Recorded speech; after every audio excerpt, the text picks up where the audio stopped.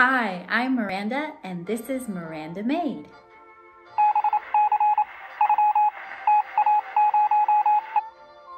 So I have two different coasters, and I'm going to show you how I made them. One is this one right here, which is a sewn, very simple and kind of plain coaster. And then the other is kind of like a rag rug. It's made from scrap fabric, which I thought was really cute. And I even put a little bow on the bottom here.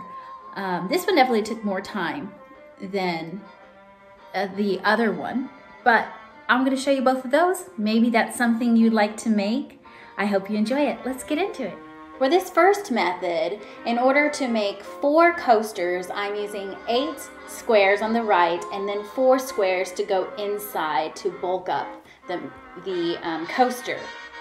This inside filling is kind of like a canvas. It's actually an ugly fabric that I didn't want to use, so I'm gonna hide it inside. And it's gonna help absorb the moisture. Okay, so I'm putting it right sides together here. And I'm going to put the inside piece right on top of that so I can sew around 3 of the sides. Of course, I pressed each piece beforehand. All right, so after you've got them lined up and using a ruler to get them as straight as possible, then you're gonna wanna pin those layers together so nothing moves when you actually go to sew it. So I just took a few pins and stuck it in there. Then at the machine, I'm going to sew around 3 of the sides. Now, in order to make sure that these lines are straight and sewn straight, I'm checking them with a ruler to see how straight those lines are and fixing any wonky curves that might have happened.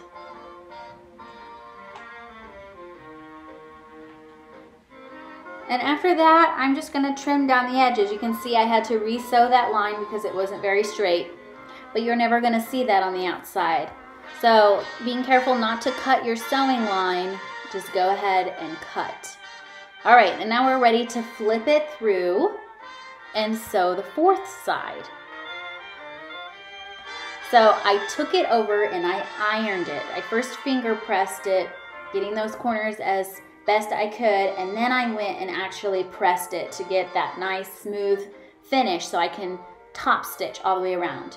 That 4th side you're just gonna fold in, and then you're gonna sew those together and go all the way around the outside so it looks exactly the same on all 4 sides.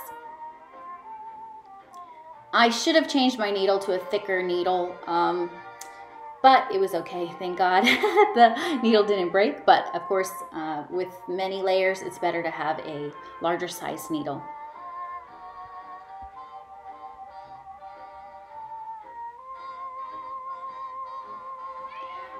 Okay, so after finishing this, I'm just clipping off any excess to make sure it doesn't get tangled.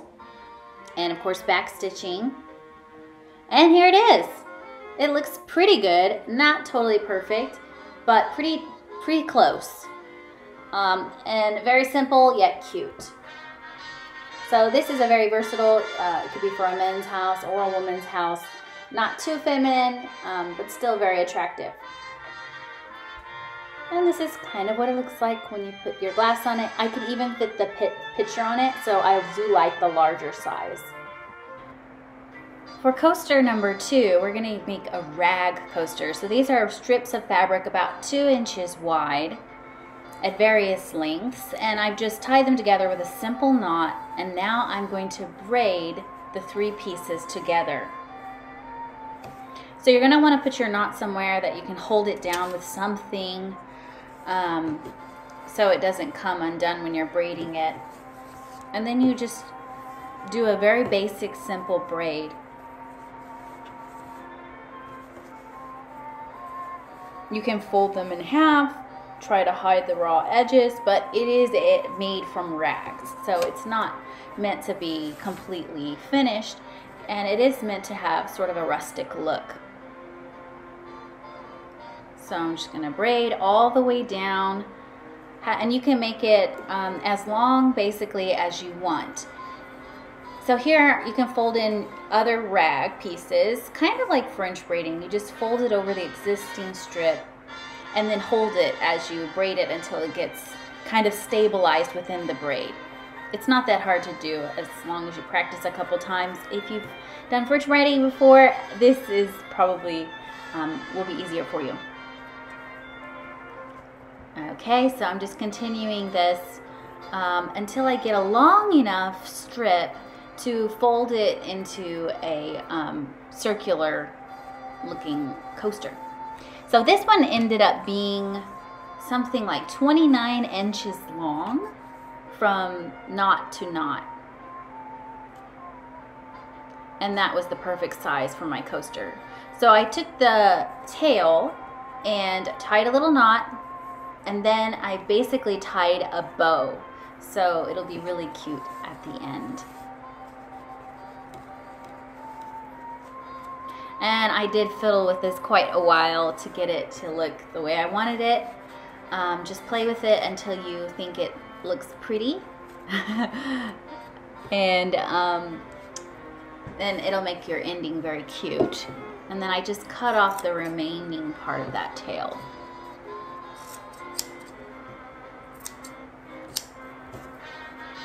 Now gather it up into a circle. I started with the knot at the beginning and making it as flat and smooth as you can, which I found it made it a lot easier once you put it directly on the table and used your hand to sort of press the fabric down, because I wanted it to lay as flat as possible as I wound it around.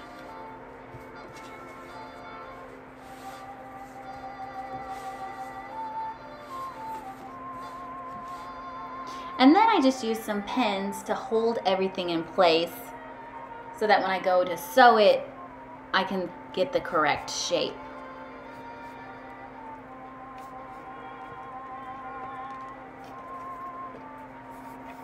All right. Now you could take it to the machine at this point and do like a zigzag stitch with all of the layers together, but for me that was quite difficult. So I ended up sewing it by hand in order to make sure that nothing gets caught on the machine.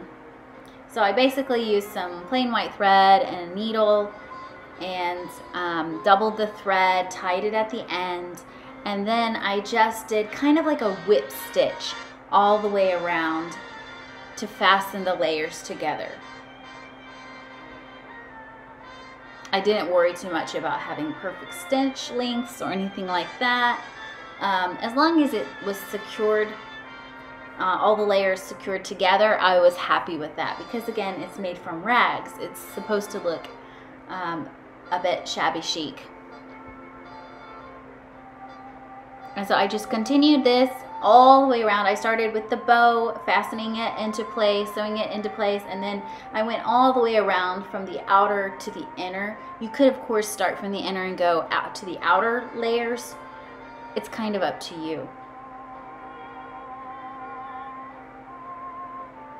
And this took quite a bit longer than, of course, using the machine. Some people have a really great experience by using a zigzag stitch on the machine for like making rag rugs. I have not been able to successfully do that. So with this coaster, I thought, okay, I'm just gonna do it by hand because I'm very comfortable hand stitching and I can control it easily and make sure nothing gets caught on the dog feet or anything like that.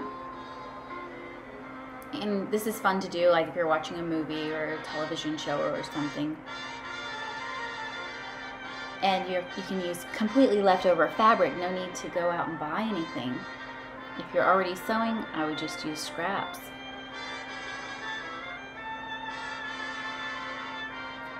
After I finished that, I just tied it off, and here's what it looks like. This is the top part. Here's my cat. And here's the bottom.